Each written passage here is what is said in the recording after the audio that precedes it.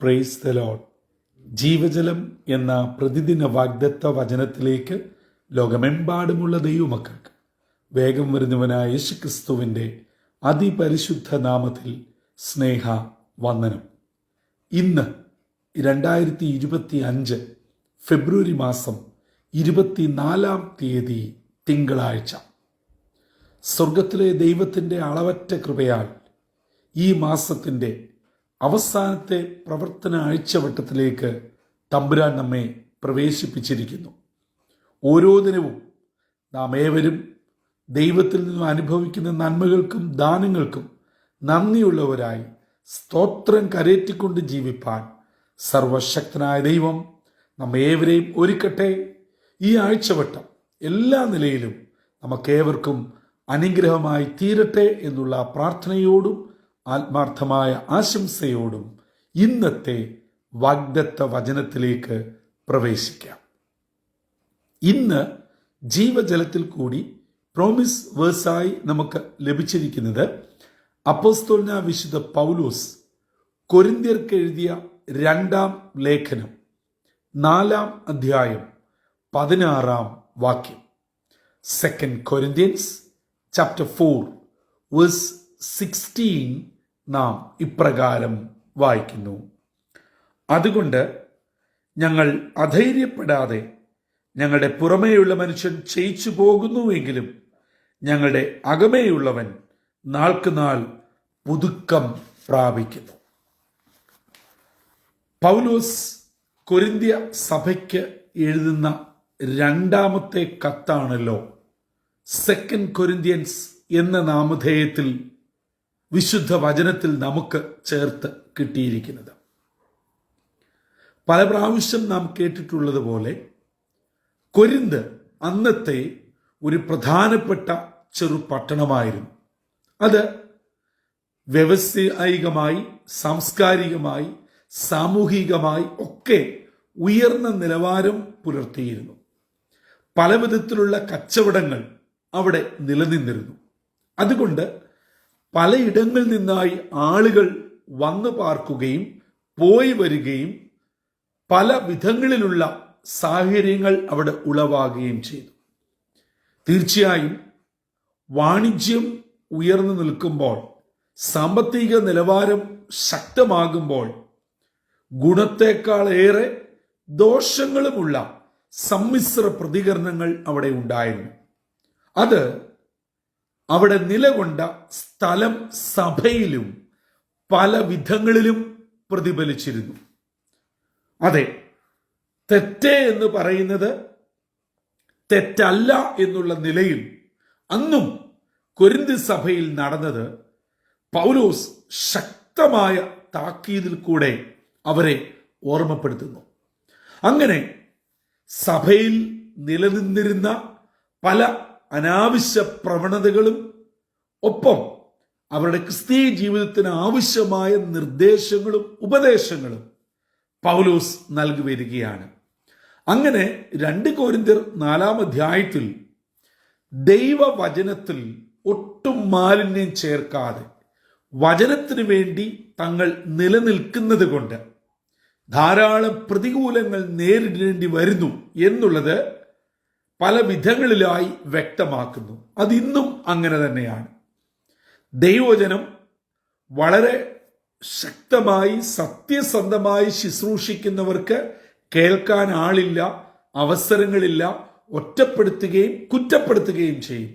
എന്നാൽ വചനത്തിൽ മാലിന്യം ചേർത്ത് ജനങ്ങളുടെ ഇഷ്ടത്തിനനുസരിച്ച് അതും നല്ലതാ ഇതും നല്ലതാ, അതും ശരിയാ ഇതും ശരിയാ, അച്ചായൻ പറഞ്ഞതും ശരിയാ, അമ്മാമ പറഞ്ഞതും ശരിയാ, എല്ലാത്തിനും ആമീൻ എന്ന് പറയുമ്പോൾ ആള് സ്വീകാര്യനാകുന്നു, പ്രസംഗം ഇഷ്ടപ്പെടുന്നു, കാര്യങ്ങൾ മാറുകയാണ്.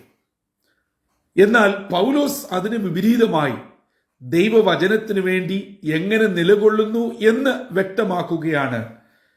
കർത്താവിൻ്റെ മരണത്തോട് അനുരൂപപ്പെടുമാറ് തങ്ങളുടെ ശരീരങ്ങൾ പോലും വേദനയിലും പ്രതികൂലത്തിൽ കൂടെയും കടന്നു പോകുന്ന അവസ്ഥ പൗലോസ് വ്യക്തമാക്കിക്കൊണ്ട് പറയുകയാണ്, ഞങ്ങൾ അധൈര്യപ്പെടാതെ കർത്താവിൽ പ്രത്യാശിച്ച് ഞങ്ങളുടെ പുറമേയുള്ള മനുഷ്യൻ, ഞങ്ങളുടെ ജഡീകൻ, ഞങ്ങളുടെ ശരീരത്തിന് വേദനയും പ്രയാസവും ബുദ്ധിമുട്ടും വരുന്നു എങ്കിലും ഞങ്ങളുടെ അകമേയുള്ളവൻ ദിനം പ്രതി പുതുക്കം പ്രാപിച്ചു കൊണ്ടിരിക്കുകയാണ്. പ്രിയ ദൈവജനമേ, ഇന്ന് ക്രൈസ്തവ ജനത്തിന് ഏറ്റവും അത്യന്താപേക്ഷിതമായ ഒരു കാര്യമാണ് നമ്മുടെ അകത്തെ മനുഷ്യൻ ബലപ്പെടുക എന്നുള്ളത്. എന്ന് പറയുമ്പോൾ അതിനെ പല നിലകളിൽ നമുക്ക് വിവക്ഷിക്കാം. ഒന്നാമതായി, നമ്മുടെ അകത്തെ മനുഷ്യൻ എന്ന് പറയുന്ന നമ്മുടെ ആത്മാവ് ശരിക്കും യേശുക്രിസ്തുവിനെ രക്ഷകനായി സ്വീകരിച്ചിരിക്കണം. യേശുവിനെ വ്യക്തിപരമായി അറിഞ്ഞിരിക്കണം. നാം യേശുവുമായി വ്യക്തിബന്ധത്തിൽ എത്തിയിരിക്കണം. നമ്മുടെയൊക്കെ കുഴപ്പം, ക്രിസ്തീയ പാരമ്പര്യത്തിൽ ജനിച്ചു വളർത്തപ്പെട്ടു. ചെറുപ്പം മുതൽ അവരവർ പോകുന്ന ഏത് സഭയാണോ ആ സഭയുടെ നിയമങ്ങൾ കാലാനുസൃതമായി എന്തൊക്കെ മാറ്റം വന്നാലും വള്ളി പുള്ളി വിടാതെ അത് പാലിക്കുന്നു. അതുകൊണ്ട് ഞാൻ ഒരു യഥാർത്ഥ ക്രിസ്ത്യാനിയാണ്, വചനം പറയുന്ന ക്രിസ്ത്യാനിയാണ് എന്നുള്ള ഒരു മിഥ്യാധാരണ നമുക്കിടയിൽ നാം അറിയാതെ ബലപ്പെട്ടു വന്നിരിക്കുകയാണ്. എന്നാൽ അതല്ല വേദപുസ്തകം പറയുന്ന യഥാർത്ഥ ക്രിസ്ത്യാനിറ്റി എന്ന് പറയുന്നത്. ഞാനും നിങ്ങളും നിൽക്കുന്ന സഭയിൽ തന്നെ നിൽക്കുക, എങ്ങും ഓടിപ്പോകണ്ട, ഒരു കാര്യവുമില്ല. കാരണം ഓരോ സഭയിൽ ചെല്ലുമ്പോഴറിയാം നമ്മെക്കാട്ടിൽ ഭീകരരും കൊള്ളക്കാരുമാണ് അവിടെ കഴിയുന്നത് എന്നുള്ളത്.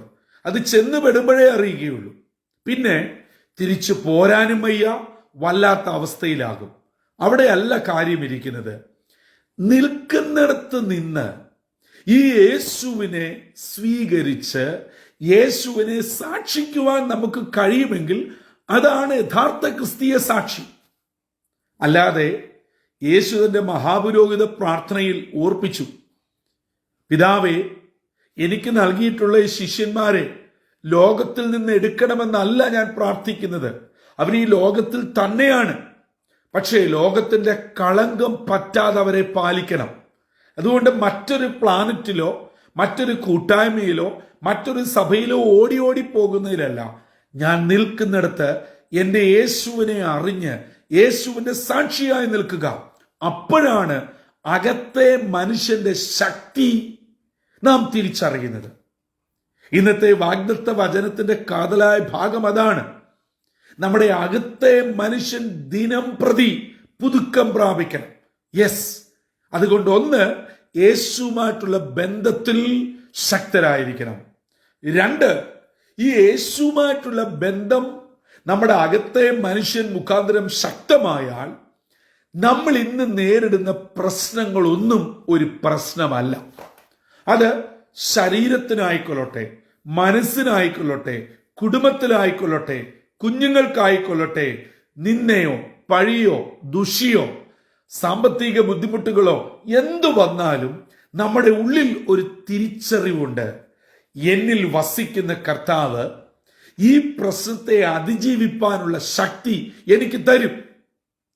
അത് കർത്താവ് അതിനൊരു മറുവഴി കാണും. കാരണം ഞാൻ വിശ്വസിക്കുന്ന, ഞാൻ ആരാധിക്കുന്ന, ഞാൻ പിൻപറ്റുന്ന ദൈവം മതിയായവനാണ്. എനിക്ക് ഈ പ്രശ്നങ്ങളും പ്രതിസന്ധികളും രോഗങ്ങളും കുഞ്ഞുങ്ങളുടെ വിഷയങ്ങളും ഒക്കെ വന്നത് എൻ്റെ തമ്പുരാൻ അറിയാതെയും അനുവദിക്കാതെയുമല്ല. അങ്ങനെയെങ്കിൽ ആ പ്രശ്നത്തിന്റെ പോക്കുവഴിയും ഒരുക്കിത്തരുന്ന ഒരു ദൈവം ജീവിക്കുന്നു.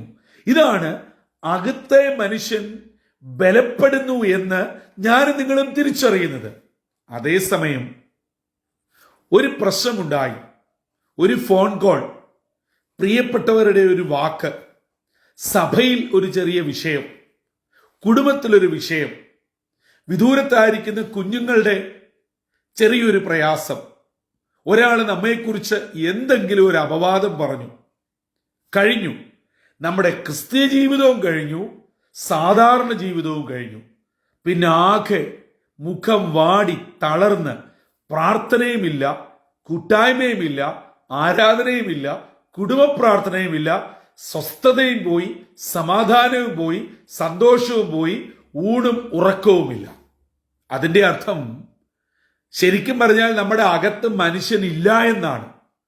നമ്മൾ ഈ പുറത്ത് കാണിക്കുന്ന കാര്യങ്ങളൊക്കെ ഉള്ളൂ. പക്ഷെ അകത്തെ മനുഷ്യൻ ബലപ്പെട്ടവനാണെങ്കിൽ നമ്മളോട് പറയും, എൻ്റെ മകനെ, മകളെ, ഇതൊന്നും നിന്നെ ഏശുകയില്ല. കാരണം ഇതൊന്നും നിന്നെ ബാധിക്കുന്ന വിഷയങ്ങളല്ല. ഞാൻ നിന്നോട് കൂടെയുണ്ട്. നീ കടന്നു പോകുന്ന, നേരിടുന്ന പ്രശ്നങ്ങളെ അതിജീവിക്കാനുള്ള ശക്തി നിന്നിൽ തന്നെയുണ്ട്. നീ അത് പ്രാപിച്ചെടുത്ത് മുൻപോട്ട് പോകുക. അതുകൊണ്ടാണ് പൗലോസ് വിളിച്ചു പറഞ്ഞത്, അതെ, ഞാൻ ആരെ വിശ്വസിക്കുന്നുവെന്ന് ഞാൻ അറിയുന്നു. ആ ദിവസം വരെ കാപ്പാൻ അവൻ ശക്തനാണ്. ഈ ഒരു തിരിച്ചറിവ് നമ്മിൽ ഉണ്ടെങ്കിൽ അതിന്റെ അർത്ഥം നമ്മുടെ ഉള്ളിലെ മനുഷ്യൻ ദിനംതോറും ബലപ്പെടുന്നു. ഇനിയും എങ്ങനെയാണ് ഉള്ളിലെ മനുഷ്യൻ ബലപ്പെടുന്നത്? ഞാൻ ആമുഖമായി ഓർപ്പിച്ചു. ഒന്ന്, കർത്താവുമായിട്ടുള്ള നിരന്തര ബന്ധം, അത് വളരെ ശക്തമാണ്. രണ്ട്, പ്രാർത്ഥനാ ജീവിതം. എന്തും നമുക്ക് ചുറ്റും നടന്നോട്ടെ, ദൈവമായിട്ടുള്ള കോൺവെർസേഷനുള്ള ഏറ്റവും പ്രധാനപ്പെട്ട മാർഗമാണ് പ്രാർത്ഥന എന്നത്. എന്ന് പറഞ്ഞാൽ എളുപ്പം മനസ്സിലാക്കാൻ, ഒരു ഫോണിന്റെ റിസീവർ പോലെ. നമുക്കറിയാം, നമ്മുടെ മൊബൈലോ അല്ലെങ്കിൽ പഴയ കാലത്ത് ഉപയോഗിച്ച വീട്ടിലെ ലാൻഡ് ഫോണോ ആണെങ്കിൽ ഒരു സ്ഥാനത്തൂടെ സംസാരിക്കുമ്പോൾ തന്നെ മറുവശത്തൂടെ കേൾക്കാം. രണ്ടുപേർക്ക് ഒരേ സമയത്ത് സംസാരിക്കുകയും രണ്ടുപേർക്കും ഒരേ സമയത്ത് ശ്രവിക്കുകയും ചെയ്യാവുന്ന ഉപകരണം. അതെ, പ്രാർത്ഥനയുടെ പ്രത്യേകതയും അതാണ്. നാം കർത്താവിനോട് പറയുമ്പോൾ കർത്താവ് നമ്മോട് പറയുന്നത് നമുക്ക് കേൾക്കാം. അതെ, ആ നിലയിൽ പ്രാർത്ഥനാ ജീവിതം ഉണ്ടായിരിക്കണം. മൂന്ന്, ദൈവവചനത്തിൽ ബലപ്പെടണം. ഈ ലോകത്തിലെ സകലവും മാറിപ്പോവും.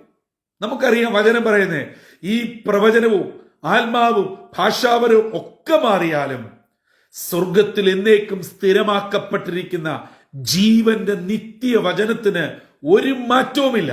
അതുകൊണ്ട് ജീവജലത്തിന്റെ ശ്രോതാക്കളായ പ്രിയപ്പെട്ടവരോട് ഈ പ്രഭാതത്തിൽ ഇന്നത്തെ വാഗ്ദത്ത വചനത്തിന്റെ അടിസ്ഥാനത്തിൽ വളരെ വ്യക്തമായി പറയട്ടെ, നമ്മുടെ അകത്തെ മനുഷ്യൻ ബലപ്പെടണമെങ്കിൽ വചനത്തിൽ നാം ഉറയ്ക്കണം, വചനത്തിൽ വിശ്വസിക്കണം. വചനം അതുപോലെ ചോദ്യം ചെയ്യാതെ നമ്മുടെ പിതാക്കന്മാർ എങ്ങനെ വിശ്വസിച്ചോ അതുപോലെ വിശ്വസിച്ച് അതിൽ ശരണപ്പെട്ടാൽ, പ്രിയമുള്ളവരെ, നാം ദിനം പ്രതി ശക്തരായിക്കൊണ്ടിരിക്കും. നമ്മളെ പിടിച്ചടക്കുവാൻ ദുഷ്ടന്റെ ഒരു തന്ത്രങ്ങൾക്കും കഴിയുകയില്ല. നമ്മുടെ കുഞ്ഞുങ്ങൾ ഈ ലോകത്തിന്റെ ഏത് വൻകരയിൽ പോയി പഠിക്കാനോ ജോലി ചെയ്യാനോ കുടുംബസ്ഥരായോ പാർത്തുകൊള്ളട്ടെ, അവർക്ക് ഈ ദൈവത്തിന്റെ വചനം നമുക്ക് കൊടുക്കാൻ പറ്റാവുന്ന സമയങ്ങൾ കൃത്യമായി കൊടുത്താൽ നിശ്ചയമായും എങ്ങും വഴിതെറ്റുകയില്ല. അവർ ദൈവവചനത്തിൽ കീഴിൽ തന്നെ നിലനിൽക്കും. അങ്ങനെ ധന്യമായ ജീവിതത്തിന്റെ ഉടമകളായി തീരും. അതുകൊണ്ട് പൗലോസ് വളരെ വ്യക്തമായി പറയുന്നു, ഞങ്ങളുടെ പുറത്തെ മനുഷ്യൻ ജഡീകൻ വേദനയിൽ കൂടെയും ബുദ്ധിമുട്ടിൽ കൂടെയും പ്രയാസത്തിൽ കൂടെയും കടന്നുപോയാലും ഞങ്ങളുടെ അകമേയുള്ളവൻ മേൽക്കുമേൽ ദിനം പ്രതി ശക്തി പ്രാപിക്കുന്നു. അതെ, ഈ ശക്തി ജീവജലത്തിന്റെ ശ്രോതാക്കളായ എല്ലാ പ്രിയപ്പെട്ടവരും പ്രാപിക്കണം. പ്രിയ സഹോദരങ്ങളെ, ഈ ശക്തി പ്രാപിച്ചില്ല എങ്കിൽ ഇന്നത്തെ കാലഘട്ടത്തിൽ നമുക്ക് ജീവിക്കുവാൻ കഴിയുകയില്ല. കാരണം ഓരോ ദിവസവും നാം കേൾക്കുന്ന വാർത്തകൾ എത്രയോ ഹീനകരമാണ്, എത്രയോ ഭീകരമാണ്. പറയുവാൻ അറയ്ക്കുന്ന മടിക്കുന്ന നിലയിലുള്ള പ്രശ്നങ്ങളും വാർത്തകളുമാണ് വന്നുകൊണ്ടിരിക്കുന്നത്. ഇതിനെയൊക്കെ അതിജീവിക്കണമെങ്കിൽ നമ്മുടെ മേൽ വ്യാപരിക്കുന്ന ഒരു അദൃശ്യ ദിവ്യ ശക്തി വേണം. ആ ശക്തി ദൈവത്തിങ്കിൽ നിന്ന് മാത്രമേ നമുക്ക് ലഭിക്കുകയുള്ളൂ. അങ്ങനെ അത് പ്രാപിച്ച് ഇന്നിന്റെ പ്രശ്നങ്ങളെ പ്രാർത്ഥനയോടെ നേരിട്ട് എന്ത് പ്രതികൂലം വന്നാലും ധൈര്യത്തോടെ നമ്മുടെ മലയാള ഭാഷയിൽ പറഞ്ഞാൽ പ്രാർത്ഥനയോടെ, ദൈവകൃപയോടെ, ദൈവവചനത്തിന്റെ ബലത്തോടെ നെഞ്ചും വിരിച്ചു നിന്ന് അതിനെ നേരിടുവാനുള്ള ഉയരത്തിലെ കൃപ നമുക്ക് ഓരോരുത്തർക്കും തമ്പുരാൻ നൽകട്ടെ.